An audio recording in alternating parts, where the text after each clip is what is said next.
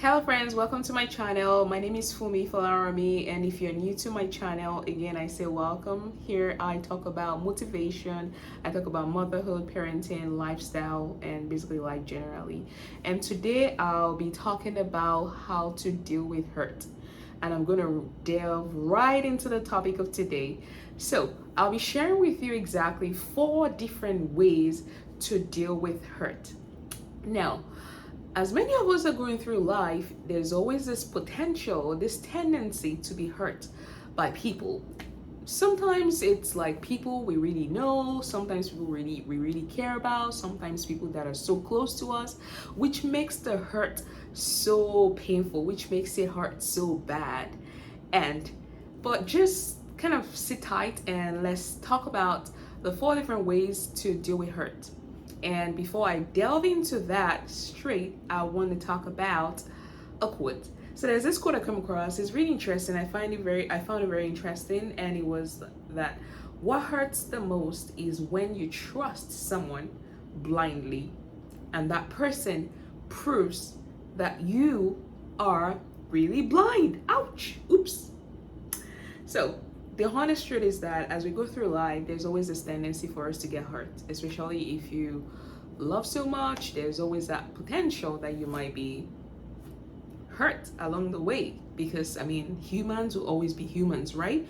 People will always disappoint you somehow. They will always hurt you one way or the other. And the truth is, sometimes people don't intend to hurt you. Sometimes it just happens, it just happens. So how do you deal with it? Like, I've had my fair share of like people hurting me and things like that, and I just want to share 4 things that I feel are very helpful. They were very helpful for me, and I feel that they will be very helpful for you. Peradventure you're going through hurt, or peradventure if in the future you do, or you know someone who's going through hurt, you can share these things with them and hopefully it helps. So number 1 is silence.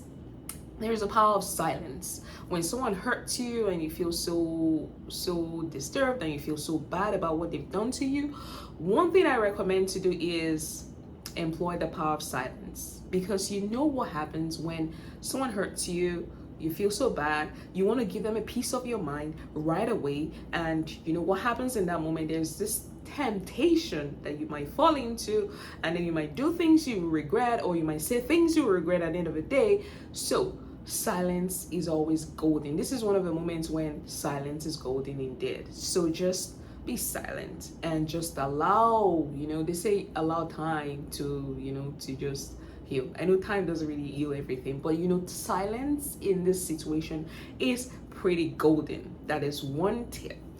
Tip number 2 is distance. So again, when someone hurts you, you feel bad, you feel pained, you're disturbed, you're distressed, you're sad, you're upset, because it's hurt. Nobody enjoys pain, right? So distance is very crucial, very important. You need to maintain distance from this person. And the purpose of distance is, we just went through the pandemic. We talked about social distancing and all that. When someone hurts you, you need to maintain some level of distance to help you recalibrate and kind of think like what happened. Helps you, just kind of have this time, this moment in which you're able to put some thought into what really went on, what went wrong, and just maintain some sort of distance.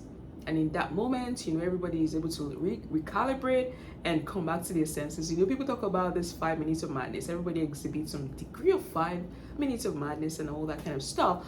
The distance helps you guys to recalibrate and resettle and get back to your baseline. Number 3, when people hurt you, pray about it. Like, I'm a Christian, so basically most of the things I talk about from a Christian perspective, and that is something that is very helpful for me. Like, people have hurt me a lot. Like, people that I've trusted, people have hurt me a lot in the past. And one thing that has been so helpful for me is that I pray to God. I pray to God for healing, for strength to go through that phase. I pray to God for help, to help me see the lesson in that moment, because at that point it's so hard and everything, you're pain, you're distressed and all that. But praying helps me You know, it helps me, like I'm able to pour my mind to God. It's like I am having a conversation with my best friend, and he's able to, like, you know, give me succor and all that. So praying helps. It does help, and you should try it. If someone helps you, pray about it rather than reporting the person to like every other person, or reporting the person to all your friends, or telling their story all over the world. Rather report this person to God. Pray for this person. Like, maybe this person is going through stuff, or maybe the person doesn't even know, or maybe this person just lacks understanding, and all you need to do is just pray for this person, and pray for yourself too, that God will give you the grace to go through that hurt and learn the lesson in it, and, you know, and be better for it. And number 4 is doing something good. You know, there's always this tendency to want to retaliate. When someone hurts you, you're like, hey. You know, you're like, fire for fire. You're like, hey, you slap me, I will slap myself, my own back, or something like that. No, retaliation is not good. It's not the answer. You know, it's not the way to go. It's not demonstrating that you're the bigger person. It's basically, if you're a Christian, it diminishes your Christian witness, and you don't want that. That is not your portion. That is not what you want. So you need to learn to do something good. Like, for example, someone hurt me really badly. Like, I think it was a year ago. It was my nanny, actually. She did something really terrible. And, you know, even I remember specifically, I was instructed to like buy this person perfume. In that moment, I couldn't really understand, like, wait, this person just messed up, did this, hurt me, did a lot of bad stuff and stuff like that. And then you're telling me, Lord, to buy this person perfume? Why? You know, all this kind of stuff. And so you realize that this, you know, it might be very painful in that moment, but many months down the line, you are able to appreciate it. Like, I was indeed the bigger person. Doing something good is like heaping coals of fire upon the person. You know, someone, you know, when you, especially this person has a conscience, when this person has hurt you, and then you keep doing good things to this person, the person one day will be like, you know, the person's conscience will prick the person. And that is what other revenge do you want? That is like the best kind of revenge.